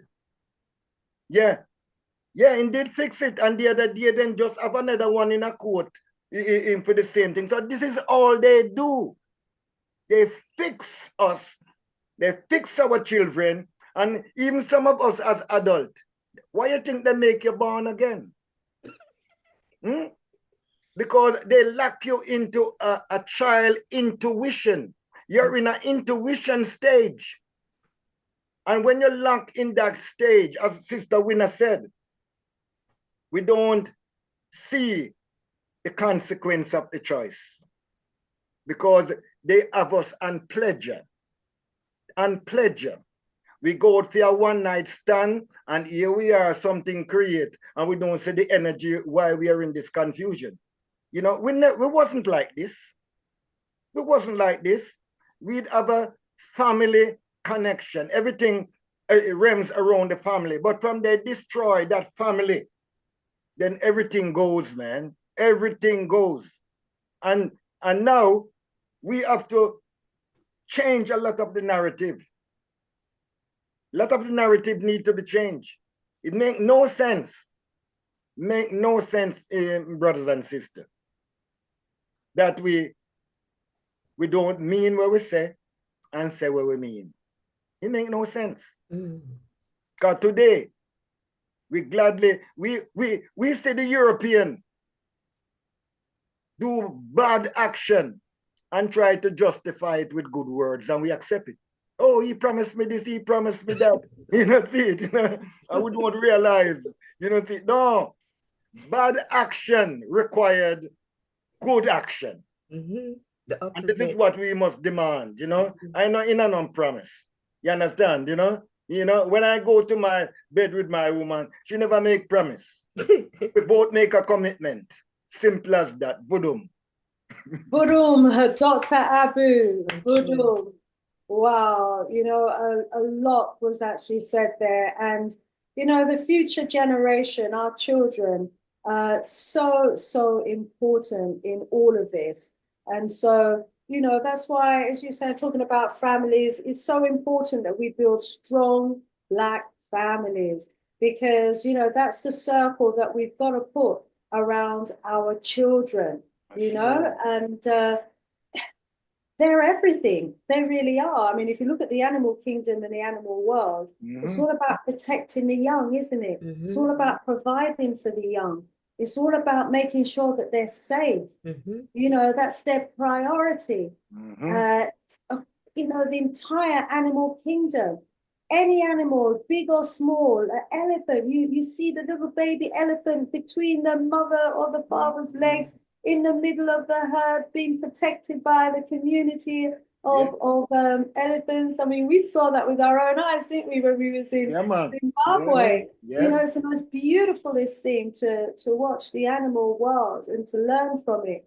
And we've been taken so far away, haven't we, from nature or what's natural and from the universe itself. And as you were showing us in your presentation, Sister Winn, coming back to you, there's so much that we can learn about the universe and that we need to know about the universe. Who would, you know, if you don't know, you just wouldn't know, would you, Sister Winn? I mean, you said you're learning more every day yourself. And, you know, the nuggets that you dropped just now was vast. Where do we go now to learn more? How do we, and what do we need to be doing now to be manifesting in our greatness? What we need to do now, first and foremost, love ourselves. Yep. Do not try to be anything else but yourself. And as the ancient Comitian gave us the mandate, know thyself. Know your gifts. Know your elements. If you're water, you can do magic with water. Mm-hmm. If you're fire, you can do magic with fire. If you're air, you can do magic with air. Do you see what I'm saying? It is about knowing ourselves, being ourselves, loving ourselves. That's the first law. Defense, protection, preservation, the first law in all life forms.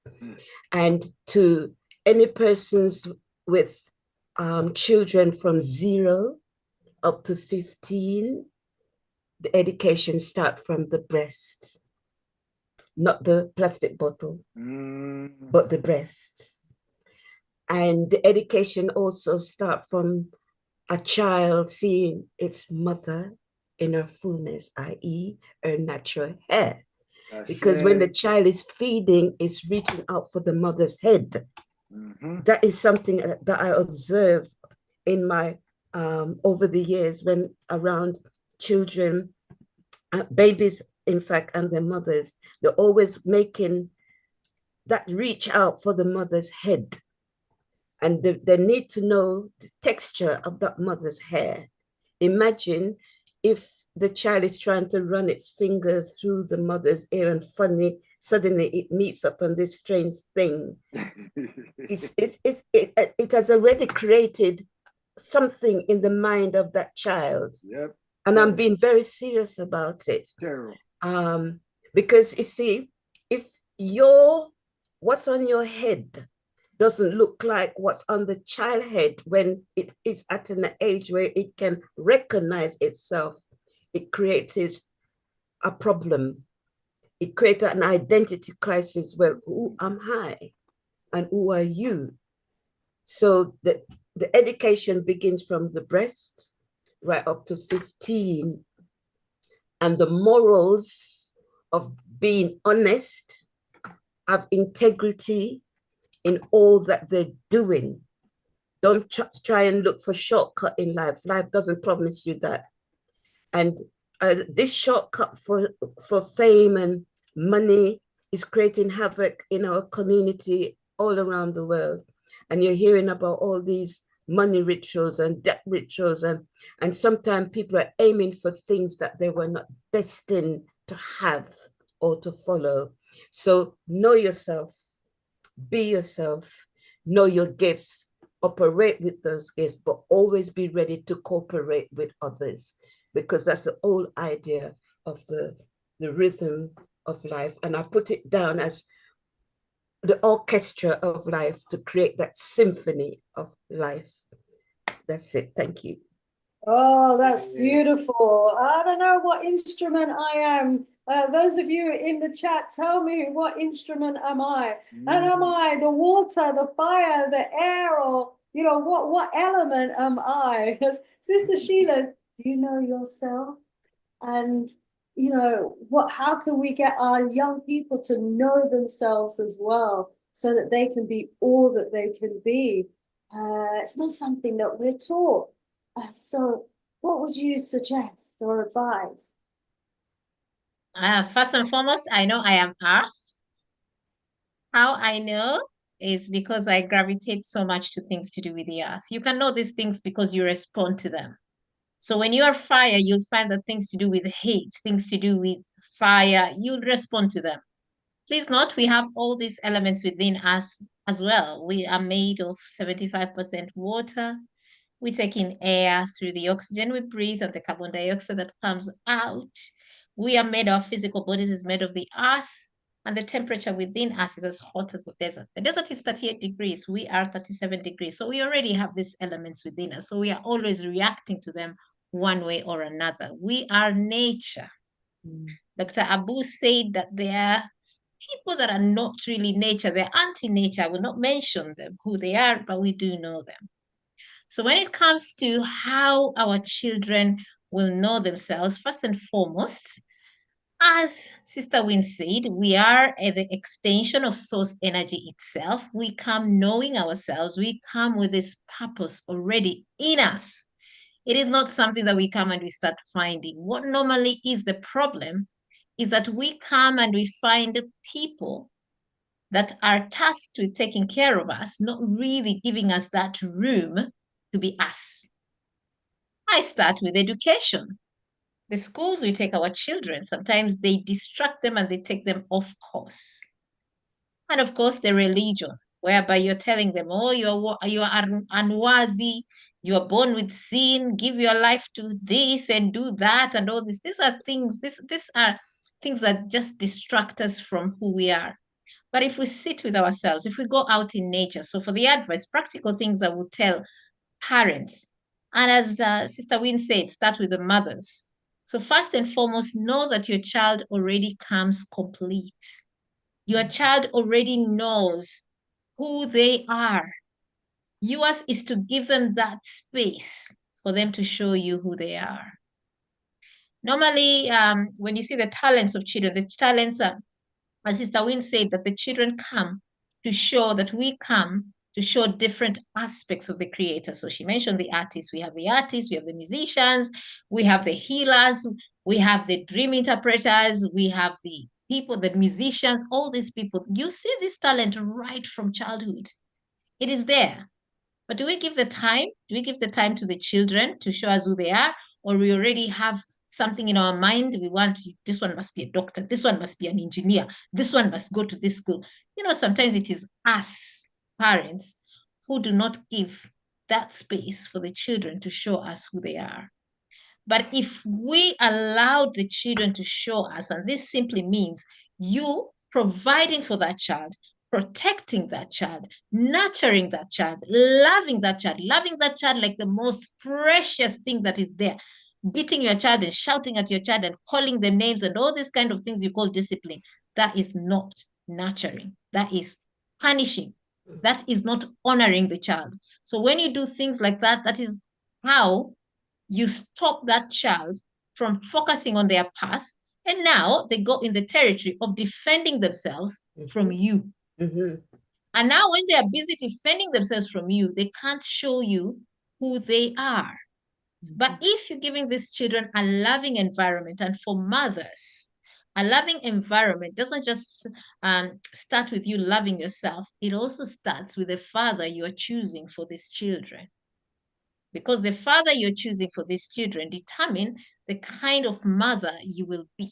A lot of the times, these mothers who end up harassing their children by beating them and calling their names is actually projection. It is stress from the fathers that they chose for these children. So mothers, before you go to bed to create, to put in place the law of procreation or the law of creation, please choose your co-creator wisely. And as Sister Winn has said, if you know you are arguing, that is not the time to go and create.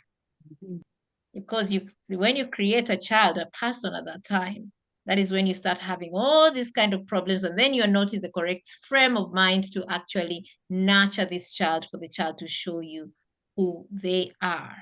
So I would say for you, for the children to be who they are, the parents have to play a role in making sure that they've provided that environment, that safe environment for this child to just be and blossom and show you who they are. They already know who they are. They just need that environment to bloom and show you. I give thanks.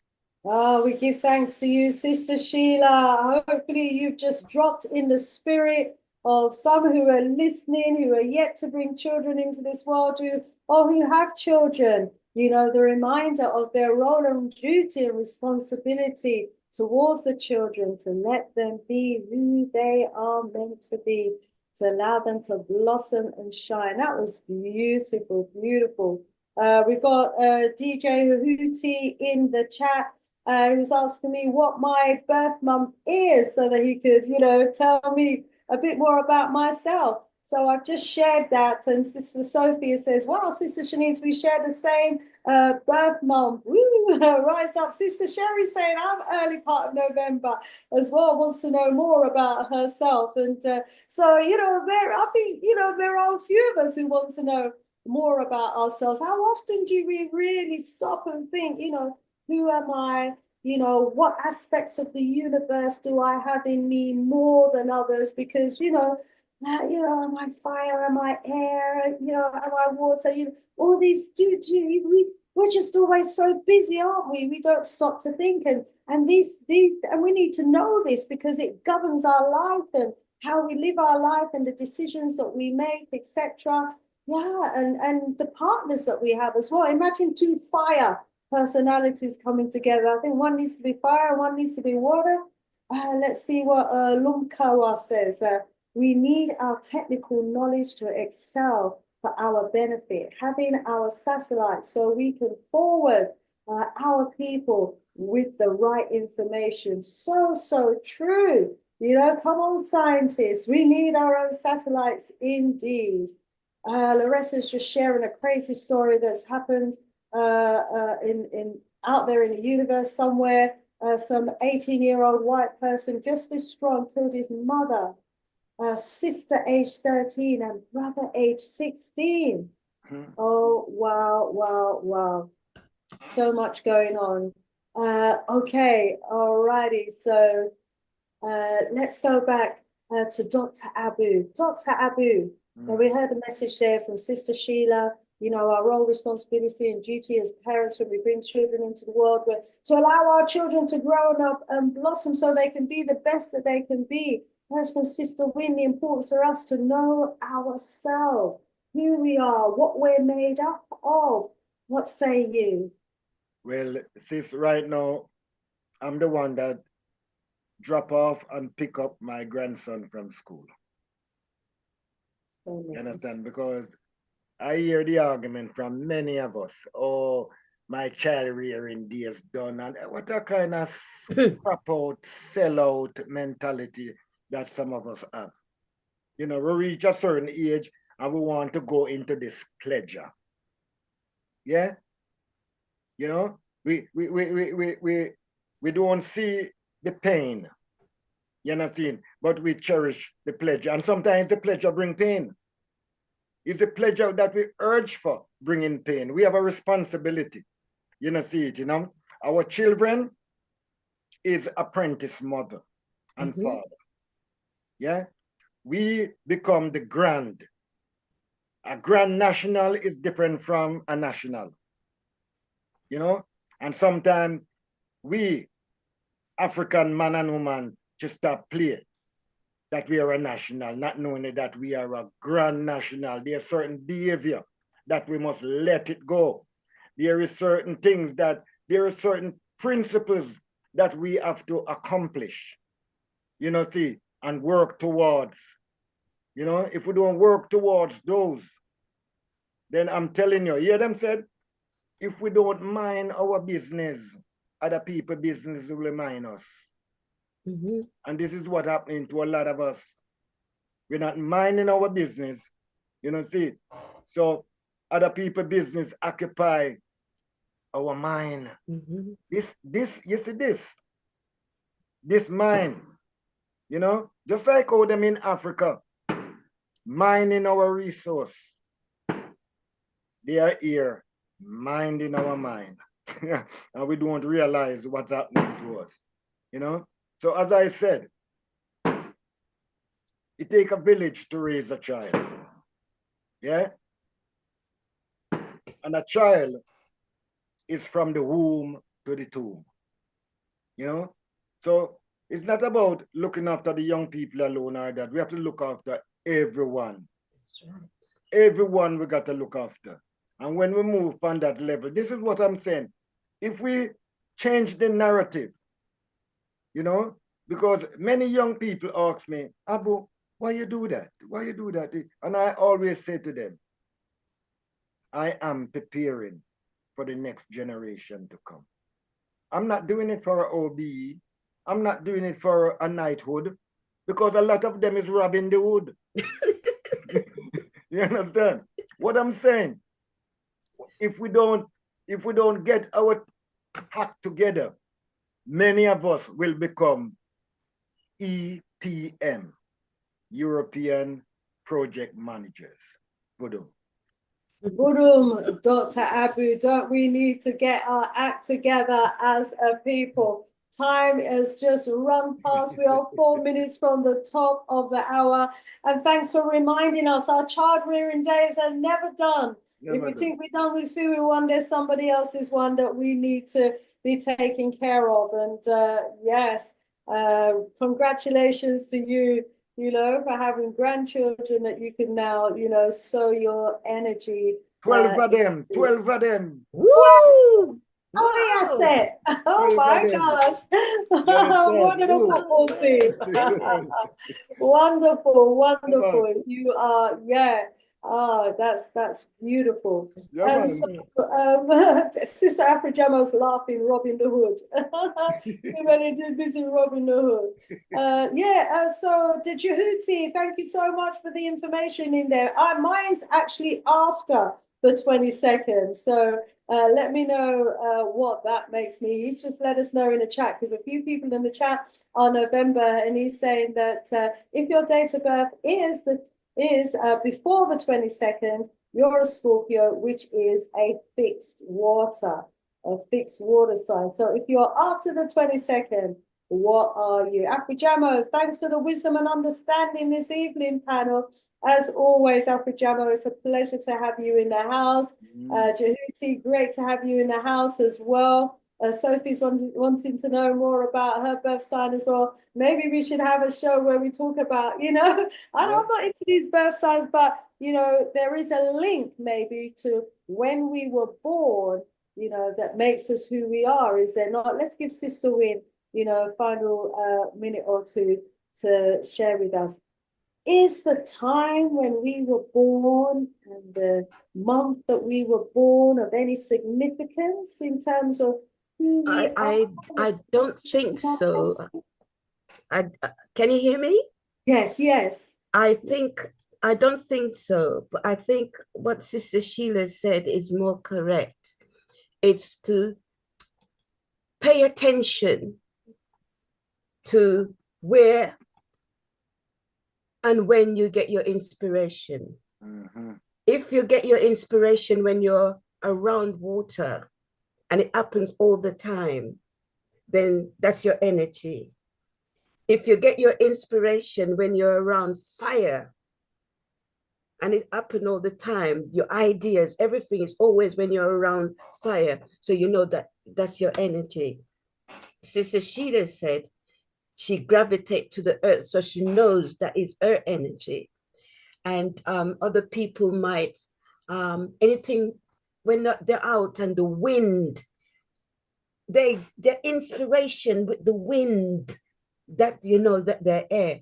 Then you also have those persons who are linked to the minerals, crystals and stuff like that. So you know. So when you know these things, and together, do you remember that program that used to come on? I think it was in the 70s, the Power Rangers. Oh yeah. You remember them? Fire, earth, that. Do you understand? And they use those powers to get the job done. So it's important for us to know that the elements and that we can command. Yeah, the Power Rangers. If you can go back to that, they were telling us something, but we weren't picking it up. Yeah. So blessed love. Imagine, that's our history, you know. That's our thing there, you know, prior to the religions. And look how they're using it to get the power, you know. And whether you're the power of your, you know, I don't even know to go and try all those different things. So I maybe need to start listening to some water now and see if that's where I get my inspiration, or if it's from the air or the, you know, I don't know. I'm really interested in this, Sister Winn. I think we're going to have you talk some more to us about, so that you can help us to get to know who we are and what we need to do. So Sophie's saying, thank you guys for the conversation. It has brought immense understanding my way. Yes, Sister Sophie, same for me as well. Tahuti says, Sister Shanice, then you are Sagittarius, which is a mutable fire. Fire! So I'm fire. Fire! Okay. So I have to stop holding it down then, eh? Can be a fire. Oh, we're 1 minute after the hour of 10 o'clock. As always, the 2 hours just fly by so quickly. To my wonderful, wonderful guests, I'd like to thank each of you so, so much. I must get a date in the diary again when I can invite each of you back again. It's just awesome to, you know, have this sort of conversation with the family. Thank you so much. Sister Sheila, thank you so much. Dr. Aboo, thank you so much. Sister Winn, thank you so much. We look forward to your return. To everyone in the audience, we thank you so, so much for your interaction. Thank you so much. Next strong, we've got our sister Injiri Moya Watifa visiting our platform. We look forward to her joining us as well. If you haven't already given us a thumbs up, please do. Hey, it's not going to cost you anything. You know, give us a thumbs up. I think we deserve at least that, don't you? And please share the video as well. Let's help everyone to get to know who they really are and how to find out who they are and how they can get their inspiration to manifest their greatness in this universe. Thank you both so, so much. Certainly hope our young people got a lot from that. Sister Sheila, Sister Winn, Dr. Aboo. Thank you. Thank you. Thank you, everybody. Thank you, everybody. Thank you. Bye-bye. Bye-bye.